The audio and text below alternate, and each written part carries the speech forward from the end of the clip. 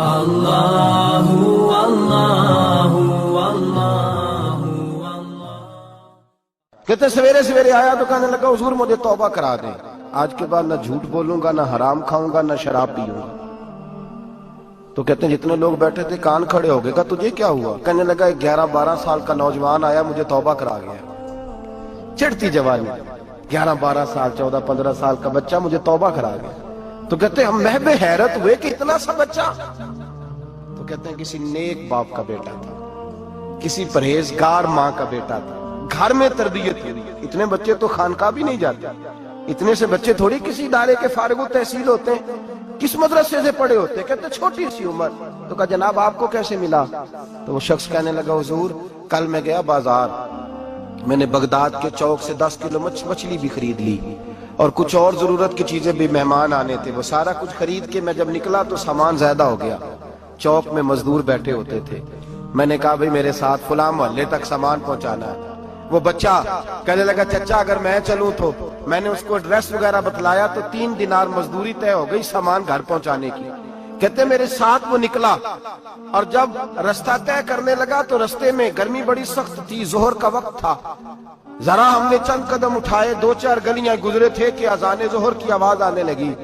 تو کہتے ہیں بڑی منت کے انداز میں، بڑی گزارش کے انداز میں میری طرف دیکھا، عمر چھوٹی سی ہے، کہنے لگا چچا اگر اجازت مل جائے تو میں ظہر کی نماز پڑھ لوں۔ کہتے ہیں میں ایک جگہ پھٹے پہ بیٹھ گیا اور گپے کرنے لگا، سامان وہاں رکھا، میں نے کہا پڑھ لے نماز۔ کہتے ہیں بچہ نماز پڑھنے چلا گیا، باقی لوگ دیر سے آئے، وہ نماز پڑھ کے جلدی آ گیا۔ میں نے کہا بیٹے تو جلدی آ گیا ہے؟ کہنے لگا اس لیے جلدی آیا ہوں کہ آپ یہ نہ سمجھے یہ کام چور ہے، میں نے نفل چھوڑ دیے ہیں، فارغ ہو کے پڑھ لوں گا۔ کہتے ہیں سامان اٹھایا، رستے میں گرمی شدت کی تھی، اس کا پسینہ بہنے لگا، میں آگے بڑھا، میں نے کہا بیٹے سامان تھوڑی دیر کے لیے مجھے دے دو، گرمی زیادہ ہے۔ کہنے لگا چچا کسی کا تربیت یافتہ ہوں، کسی نے ٹریننگ دی ہے، کہا ماں باپ نے کہا تھا حرام لقمہ گھر نہ لانا، کہا بات کیا ہوئی؟ کہنے لگے میں آپ کو نہیں دے سکتا، اس لیے کہ 3 دینار مزدوری گھر پہنچانے کی طے کی ہے، اگر آپ اٹھائیں گے تو پھر میں پیسے پورے نہیں لوں گا۔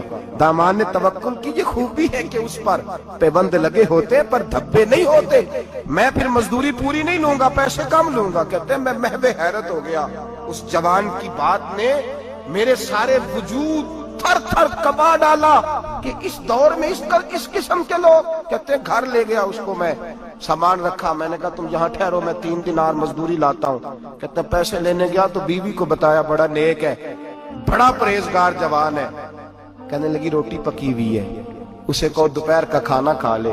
کہتے ہیں میں باہر گیا، 3 دینار تھمائے، میں نے کہا بیٹے ایک بات مانو گے؟ تو کہتے ہیں 3 دینار دے کے کہنے لگا اب تو آپ مالک ہو گئے، میں نے نمک کھا لیا ہے، اب تو ہر بات مانوں گا، اصلہ نال جے نیکی کریے نسلہ تاک نہیں بھول دے، میں اب ہر بات مانوں گا۔ تو میں نے کہا دوپہر کا کھانا کھا لو۔ کہتے ہیں اس کی گردن جھک گئی اور بڑے دھیمے لہجے میں کہنے لگا میں نہیں کھا سکتا، میں نے روزہ رکھا ہوا ہے، روزہ رکھا ہوا ہے، نفلی روزہ رکھا ہوا ہے۔ کہتے ہیں میں اور پریشان ہوا، میں نے فوری طور پہ سوال کیا کہ اب تو کدھر جائے گا؟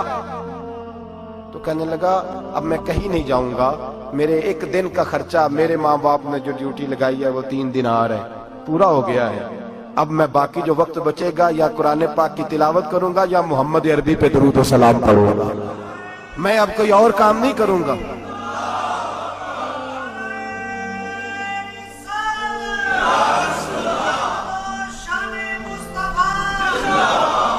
شخص کہنے لگا کہ میں نے کہا افطاری کر لینا، کہنے لگا مجھے مسجد بتا دو، میں جا کے اللہ اللہ کرتا ہوں، مجھے شام کو لے آنا۔ افطاری ہمارے ساتھ اس کی طے ہو گئی، مسجد چلا گیا، مغرب بعد لینے گیا تو کہنے لگا عشاء کے بعد آنا، اب تو میں نے پانی سے افطار کر لیا، کھانا کھانے جاؤں گا تو جماعت رہ جائے گی۔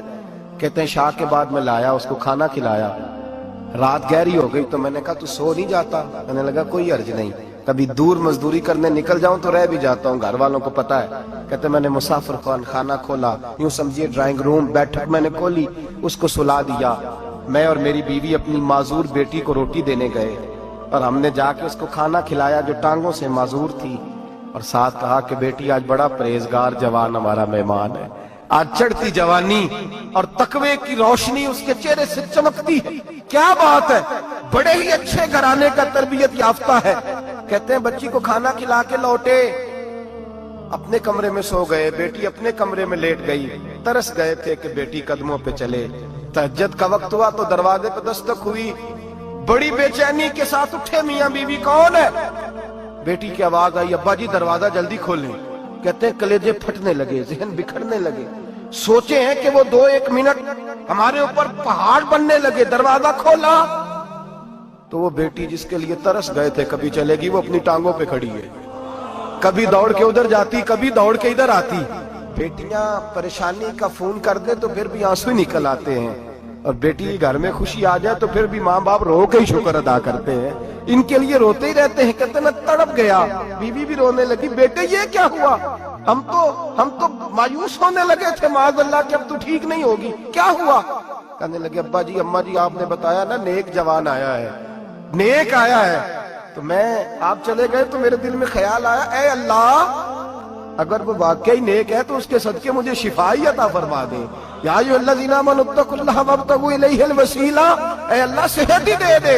कहते अभी मेरी दुआ भी पूरी नहीं हुई कि मेरा वजूद हरकत करने लगा, और ये देखो मैं उठ के खड़ा हो गई हूँ। कहते हैं हम लोगों ने ये देखा तो भागे उसके कमरे की जानिब।